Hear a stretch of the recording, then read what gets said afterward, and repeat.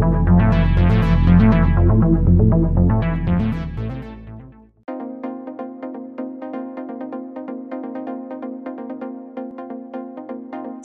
Tugas, Satgas, Penanganan COVID-19 memperingatkan gelombang ketiga pandemi COVID-19 yang berpotensi terjadi di Indonesia.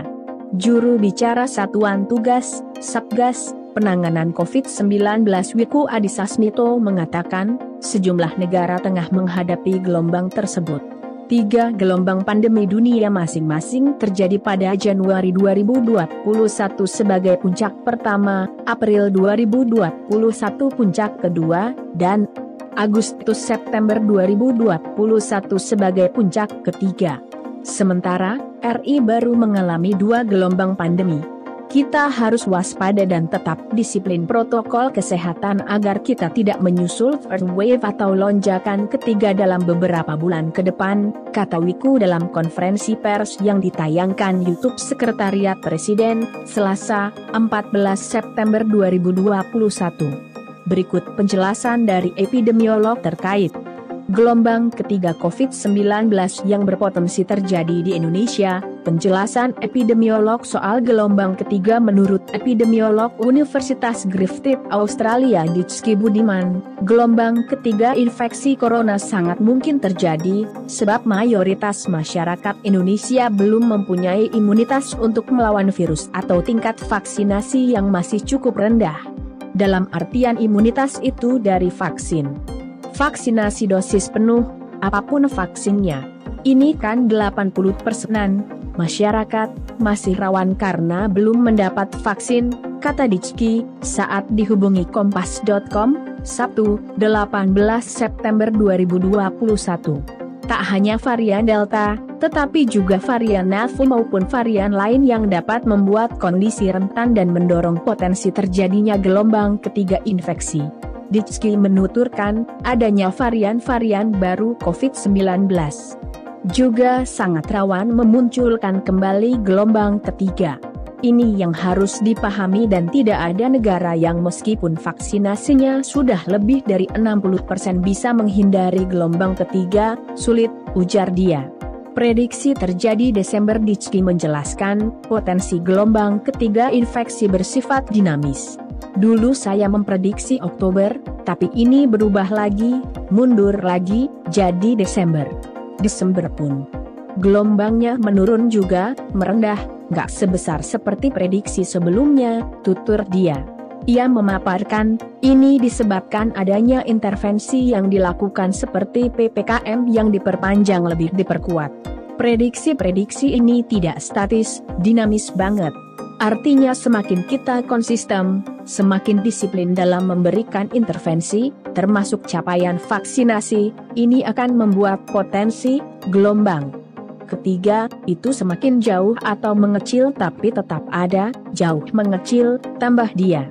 Sementara saat ini, Dickie mengatakan, dalam prediksi terakhir sesuai dengan perkembangan situasi terkini mundur ke Desember. Tak sebesar gelombang kedua. Dickie menilai, jika terjadi gelombang ketiga infeksi corona, diharapkan tidak akan sebesar gelombang sebelumnya. Kecuali kalau ada varian yang jauh lebih hebat. Atau setidaknya seperti varian Delta, itu bisa sama, gelombang infeksinya, tutur dia. Terkait antisipasi, lanjut Dickie, dapat dilakukan dengan memperketat pintu-pintu masuk di Indonesia. Selain itu juga dilakukan karantina yang memadai, setidaknya selama 7 hari bagi pendatang yang telah divaksinasi secara penuh dan PCR negatif. Sedangkan dilakukan karantina selama 14 hari bagi pendatang yang belum divaksinasi dengan PCR negatif. Sementara antisipasi di dalam negeri dapat dilakukan dengan 3T, testing, tracking, menerapkan protokol kesehatan, 5M, percepatan vaksinasi, dan pembatasan kegiatan masyarakat. PPKM berlevel tetap dilakukan. Harapannya PPKM yang diterapkan level 1 dan level 2. Artinya semua berupaya agar level pandemi kita terkendali atau membaik. Tentunya, dengan peran semua pihak, papar Dickie. Dickie menyampaikan, meskipun positivity rate rendah, tapi testing, tracing, dan tracking yang dilakukan rendah. Hal ini menjadi satu hal yang perlu diwaspadai, karena berarti kemampuan kita mendeteksi kasus-kasus di masyarakat menjadi tinggi. Sudah dicapai nilai standar dari WHO, itu tidak dijamin, kata dia. Kecukupan testing, jelas Ditsky, mengikuti eskalasi pandemi.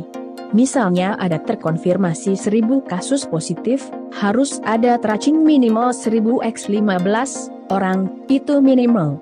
Karena WHO juga menyarankan tracing ke 30 orang.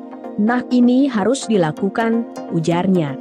Ditsky menegaskan, seharusnya juga dilakukan penelusuran lebih lanjut dalam bentuk tracking, seperti kontak kasus level 2 atau level 3. Saat ini belum dilakukan, dan menempatkan posisi Indonesia sangat rawan terjadi gelombang ketiga, jelas dia. Pengawasan orang yang telah divaksin. Ditsky menambahkan, untuk mencegah varian baru harus ditingkatkan pengawasan terhadap genom-genom virus. Hal ini sangat penting untuk mendeteksi keberadaan varian baru dan potensi, tren, atau progres penyebaran dari jenis virus baru. Adapun kasus-kasus orang yang telah divaksinasi tapi terpapar virus juga harus menjadi perhatian dengan dilakukan pemeriksaan genom. Ditsky menegaskan, adanya peningkatan status yang lebih baik tidak dapat dijadikan dasar untuk melakukan apapun. Pandemi masih belum selesai, ini yang harus disadari masyarakat, papar dia. Silahkan dukung channel ini dengan like dan